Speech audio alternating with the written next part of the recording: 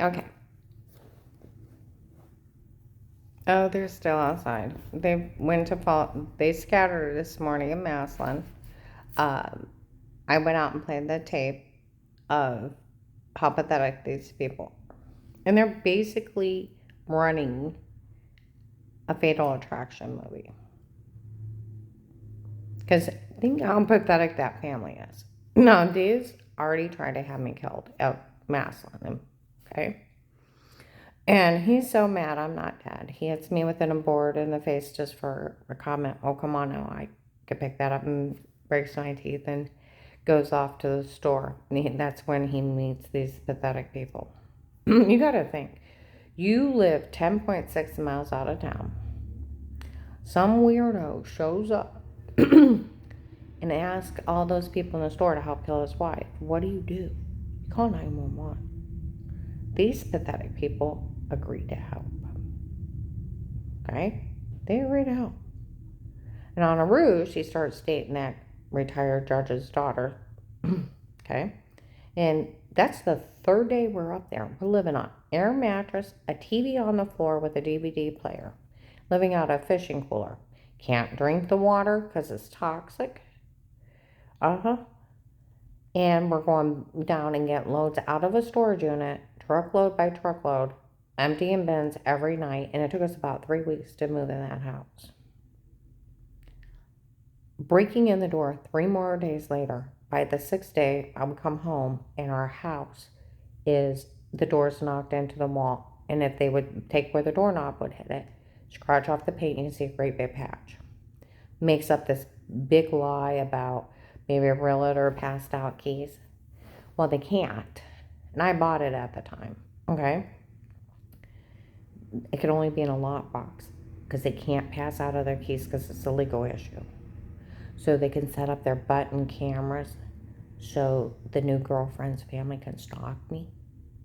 I'm not even moved in. I'm living on an air mattress. Can't even keep food in the house. Basically camping in that house. Okay? And a TV on the floor. No refrigerator, no freezer because the freezer's in storage and the refrigerator had to get ordered and took a couple weeks to get it. And the washer and dryer's in storage.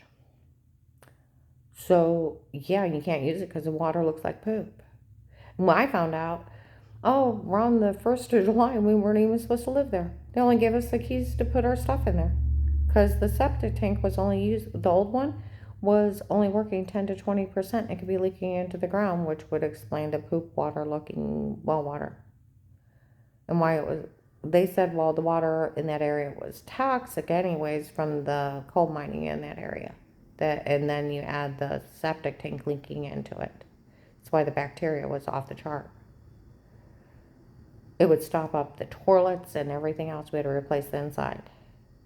Now, somebody living like that till we got a water treatment system and the new septic tank, they wanted the finished product. Dates that pathetic girl that her dad's a retired judge and that with dirty cops start stalking me with tiny cameras, watching me playing their own little Fatal Attraction movie. Have people break in and date, rape, drug me.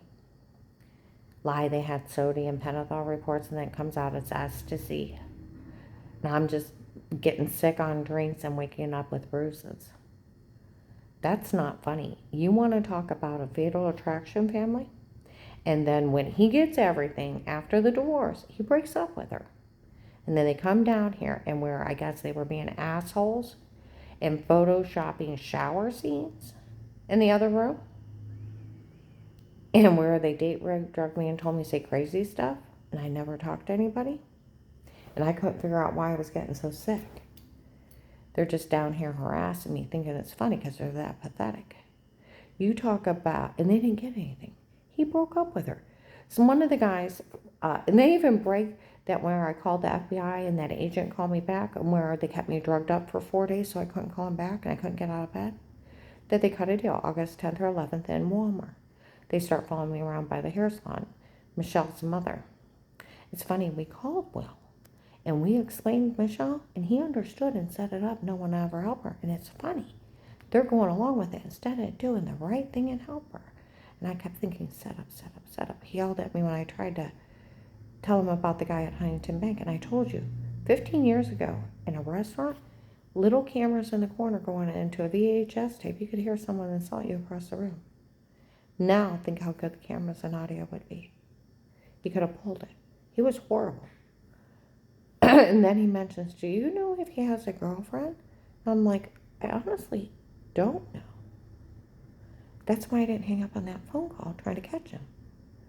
And some guy started rambling. And he said, she doesn't know, stop. He did know.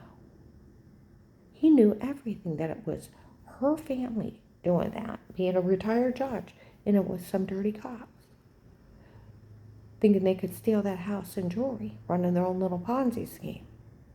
They took a payoff. My one friend that used to work for the prosecutor's office said these backdoor deals happen all the time.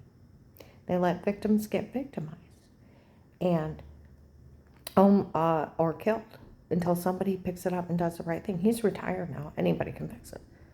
And what he did, he's lying. And these people, when I sit and tell somebody that my ex met a girl in a store within 3 days, and then 3 days later they break in and start watching me through tiny cameras, and they admit to putting shower scenes in the other room, and where I got sick on drinks and hours passed, or I woke up with bruises and they say they have date rape drug reports, and they try to lie they had sodium pentothal, and then they come out with, they were telling people it was ecstasy and told me to say crazy stuff. They're like, they're sick.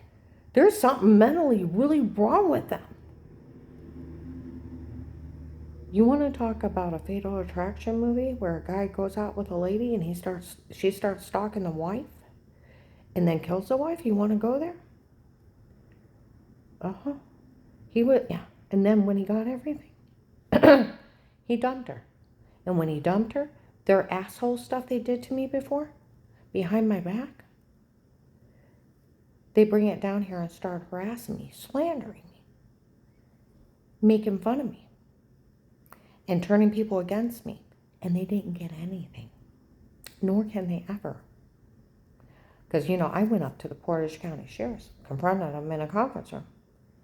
Ms. Hall, I can guarantee not one of our officers were ever in your home, ever, before a protected life case. That would be illegal. I said, you have to speak to everyone before you start. Yes. Nor would we ever be in your home or anybody else's. Nor do we have knowledge of what these people are saying. That would be illegal. And I said, you couldn't look or listen. Yes. And these people need to learn not to be pathetic and get over he scammed them into helping get everything and then dumped that stupid girl and those pathetic people in the store helping out an extortion, racketeering, and attempted murder, thinking they can marry off that girl. And what kind of slime offered to help kill a wife? And her son and her daughter-in-law and grandchildren for that pathetic little girl, And you know what's really bad? They got to smoothing it with my ex-daughter-in-law that go to the cult that was already trying to kill me. So he get everything? She shouldn't even have known her. She was divorced from my son. Had the kids make up mean games of pretend, laughing, documented, because that agent, to cover his ass, started a state case. Put me in protective custody, so-called. Had a cop talk to Dave, per requirements of justice, to have home legal surveillance. And they got caught stating the house wasn't meant for Grandma, it was meant for Auntie Shell and Papa. Then later on to Flora for her making everything up. And where everybody's getting followed around, they found her friends with Michelle. And then telling the kids to lie. This was wiped out in 2018. And and the rest of my family spoke highly of me. And the regular good cops break all over me. All over me. All over me. I almost died to save my family. And I'm a victim of a cult that drugged me and tried to kill me. A victim. And Karen's one of the best women you'd ever meet in life. And it's ridiculous for any child to be afraid of Karen. She's nothing but good and love. And they'll scream it out. They found all the kids lying in 2018. And what's sad? They made up that mean game of pretend for the pathetic girl that got nothing. And where they got nothing for all this shit they did, they just need to get over it. They got manipulated into doing all this for nothing.